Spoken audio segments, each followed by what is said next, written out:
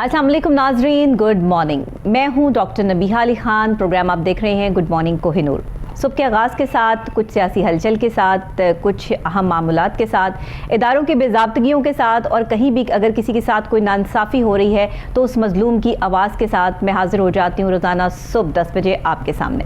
कोशिश यही होती है कि मेरे प्रोग्राम में जो भी आवाज़ बुलंद की जाए, हम जो भी यहाँ डिस्कस करें, बात करें और उसको ना सिर्फ बात की जाए बल्कि उस पर इम्प्लीमेंट भी करवाया जाए अगर कहीं कोई मसाइल हो भी रहे हैं। इसी के साथ आज के सबसे पहले सियासी सूरत हाल की तरफ देख लेते हैं। तो सुप्रीम कोर्ट का बहुत बड़ा फैसला आया कल, और ये फैसला जो है उन्हीं सियासी अरकान पर आया जिनको ऐसे चीज़ें करने के लिए कह दिया गया था या जिनको ख़रीद लिया गया था। और ये आर्टिकल 63A के सदारती रेफरेंस पर सुप्रीम कोर्ट ऑफ पाकिस्तान ने फाइनली फ़ैसला सुना दिया है। इस फैसले के इंतज़ार में ख़ास तौर पर पाकिस्तान तहरीक इंसाफ ने बड़ी जो है वो समझदारी का सामना भी किया, समझदारी का मुजाहरा भी किया और साथ ही जो है वो कोशिश भी की कि उनके हक़ में फ़ैसला आए। बहरहाल जी, मुनहरिफ रुकन ताहयात ना अहली से बच गए हैं। कोशिश तो ये की जा रही थी कि इनको ताहयात ना अहल करार दे दिया जाए, लेकिन ऐसा नहीं हुआ। मुस्तकबिल में इनहराफ रोकने का सवाल अदालत ने सदर ममलिकत डॉक्टर आरिफ अलवी को वापस दिया।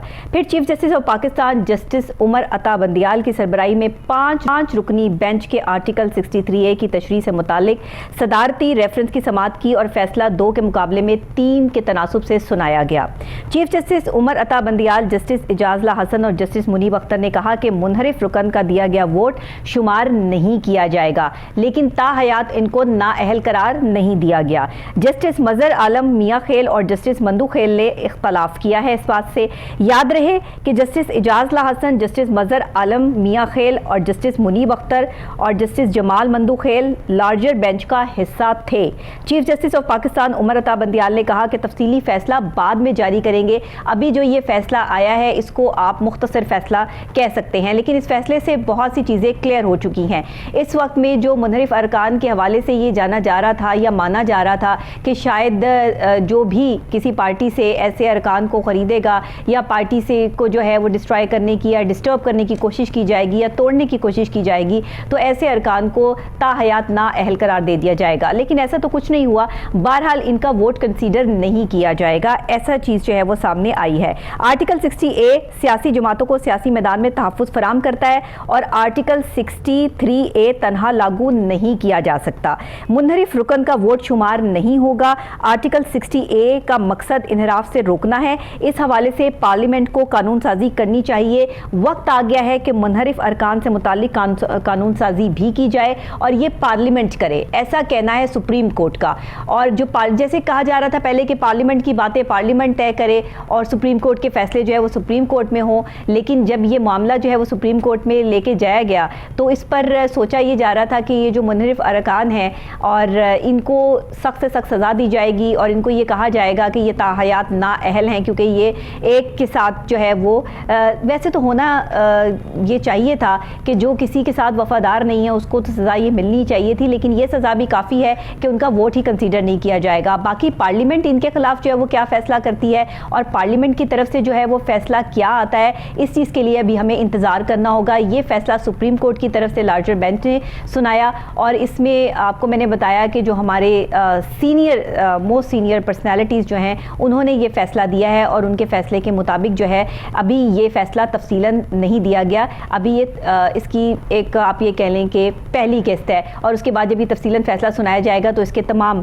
पहलुओं पर मद्देनज़र रखा जाएगा, देखा जाएगा कि कौन कौन से ये मुनहरिफ अरकान जो है इन पर क्या क्या पाबंदियाँ जो है वो आयद की गई हैं। लेकिन पार्लियामेंट में क्या फ़ैसले होते हैं और पार्लियामेंट इन अरकान के हवाले से क्या फ़ैसले करती है, ये फ़ैसले आने अभी बाकी हैं। इस पर बात करने के लिए हमारे साथ कानूनदान ऑन कॉल मौजूद हैं, उनसे बात करते हैं। आर्टिकल 60A के सदारती रेफरेंस पर सुप्रीम कोर्ट के इस फैसले पर बात करने के लिए हमारे साथ ऑन कॉल मौजूद हैं माहिर कानून हैं इंतज़ार हुसैन पंजोता साहब। अस्सलाम वालेकुम सर। सर बहुत शुक्रिया आपने ऑन कॉल हमें ज्वाइन किया।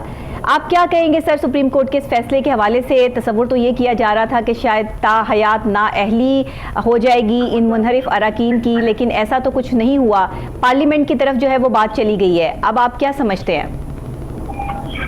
देखिए जी, शानदार जजमेंट आई है सुप्रीम कोर्ट की तरफ से आज जी। और इसमें जैसे एक्सपेक्टेड था कि एक नई इंटरप्रिटेशन जो है 63A की है वो सामने आएगी, और उसी तरह से सुप्रीम कोर्ट में जी एक जबरदस्त जजमेंट जो शॉर्ट ऑर्डर के जरिए हमें लग रहा है कि वो आने वाली है। इस ऑर्डर में ही काफी कुछ मौजूद है। बिल्कुल ऐसे ही।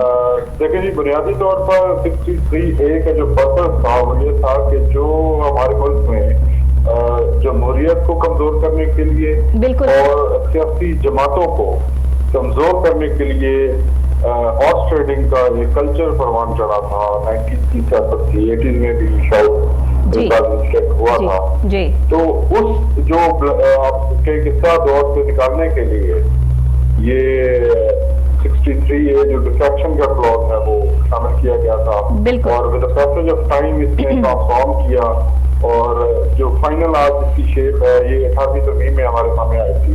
लेकिन उसके बावजूद आप देखिए कि किस तरह से पंजाब के अंदर खुली मंडियां लगाई गई और लोगों को खरीदा गया। तो ये सारी चीजें जो है हमारी जमहूरियत, हमारे आइन और हमारे इदारों के ऊपर एक बहुत बड़ा क्वेश्चन मार्क है। बिल्कुल सही। तो इसका यकीनी तौर पर आइन के अंदर एक प्रोसेस मौजूद था, लेकिन कुछ चीजें ऐसी थी जिनकी वजाहत होना अभी बाकी थी। तो ऑनरेबल सुप्रीम कोर्ट ने जो गैप थे उनको फिल किया है, और बड़े अच्छे तरीके से एक ऐसी इंटरप्रिटेशन दी है, जैसे कि ऑनरेबल जजेस ने जो वर्ड यूज किए हैं इसके अंदर, उसमें वादे तौर पर हम ये समझ सकते हैं कि उनका जो मकसद है वो सामने आ रहा है। उसका मकसद क्या है? उसका मकसद ये था कि हम हमारी जो जमहूरियत है और हमारे सियासी जो पार्टियां हैं, पॉलिटिकल पार्टी, बिल्कुल ऐसे ही, वो हमने मजबूत करना है और उसको किसी तरह से भी वीक नहीं होने देना। और उसमें एक रीजनिंग ये भी सामने आई है कि जब बात हो कि पॉलिटिकल पार्टीज के राइट्स और एक इंडिविजुअल मेंबर के जो राइट्स हैं, जब इनको आपस में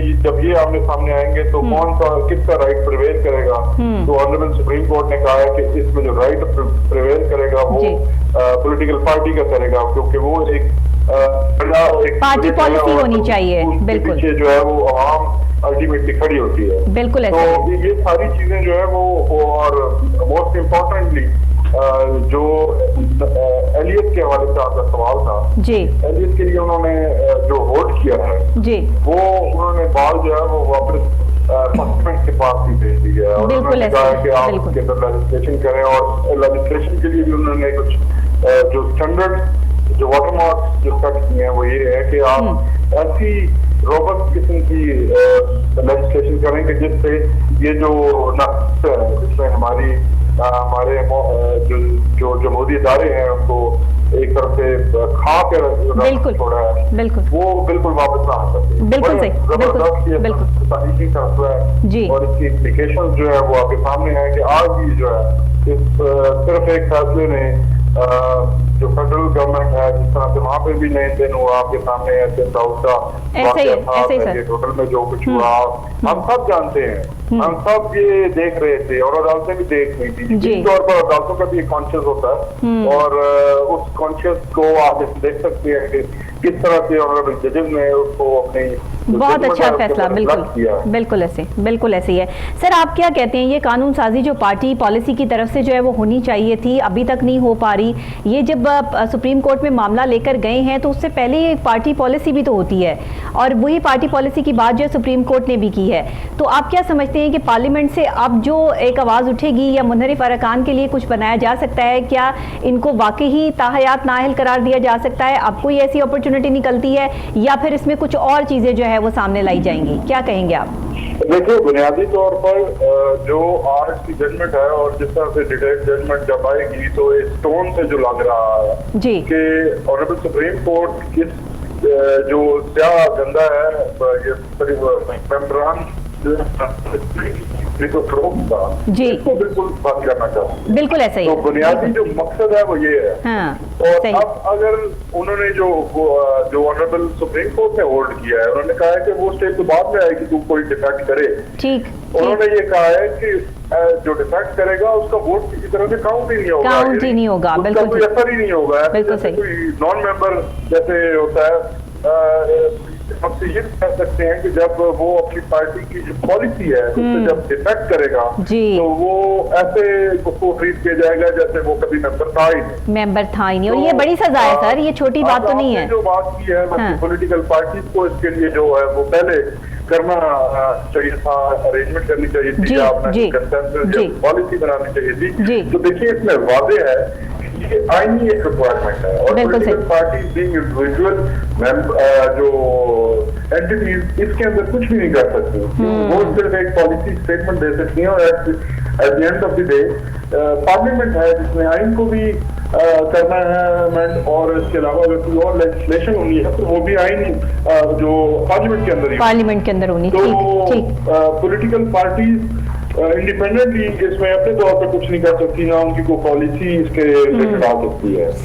सही, बिल्कुल ठीक है। सर अब आप क्या कहते हैं कि ये जो सियासत के लिए एक कैंसर की हैसियत रखता है, जैसे कि सुप्रीम कोर्ट ने भी कहा कि इस तरह मुनहरिफ अरकान का इस तरह करना एक दूसरे के साथ, ये ज्यादती है बहुत बड़ी, अपनी पार्टी के साथ भी जो है वो बेवफाई है। तो इसका सिला जो है वो उनको इस सूरत में मिल गया है कि उनका वोट ही काउंट नहीं होगा, यानी सीटों पर हैं लेकिन आप हैं ही नहीं, तसव्वुर ये किया जाएगा। तो आप समझते हैं कि ये सजा काफी है या पार्लियामेंट से जो और चीजें अभी बनाई जाएंगी उसमें कुछ और चीजें भी सामने आएंगी? देखिए यकीनी तौर पर पार्लियामेंट की तरफ से और सख्त इक़दामात आएंगे। अब तो जो पहले भी सारी पार्टीज अपनी अपनी जगह पे ये कहती हैं जब उसके खिलाफ टूल इस्तेमाल किया जाता है ये हॉर्स ट्रेडिंग वाला, तो वो हमेशा अपने तौर पर ये कहती हैं, इंडिविजुअल लेवल पे ये कहती हैं। लेकिन कलेक्टिवली अनफॉर्चुनेट है कि जब सब इकट्ठे हो जाते हैं एक तरफ और एक पार्टी को जब टारगेट किया जाता है तो फिर उस किस्म की जो है उनकी तरफ से कोई स्टेटमेंट नहीं आती और ना साथ आता है। और वो हमें नजर आता है वादे तौर पर कि वो जो कभी अमल है इसको सपोर्ट करते हुए नजर आता है। लेकिन आपने बिल्कुल सही फरमाया है और मेरी असेसमेंट भी यही है during the course of this case मुझे ये मौका मिला कि मैं सुप्रीम कोर्ट में मौजूद रहा हूँ, तो आर्ग्यूमेंट और वहाँ पे जजेस के रिमार्क्स मुख्तलिफ टाइम पे आए हैं। जी बिल्कुल, तो ये लगता है कि जो मैंडेट है अवाम का, क्योंकि देखिए जो मेंबर है वो बेसिकली मेंबर तो पार्टी की पॉलिटिकल पार्टी की टिकट पे हुआ है, अल्टीमेटली अवाम ने जो मैंडेट दिया है वो पार्टी को दिया, ना पार्टी को दिया है। बिल्कुल ठीक, ट्रस्ट है वो अवाम का ट्रस्ट है वो पॉलिटिकल पार्टी होल्ड करती है और उस ट्रस्ट को जो है वो हिफाजत करना ये हर मेंबर की जिम्मेदारी है।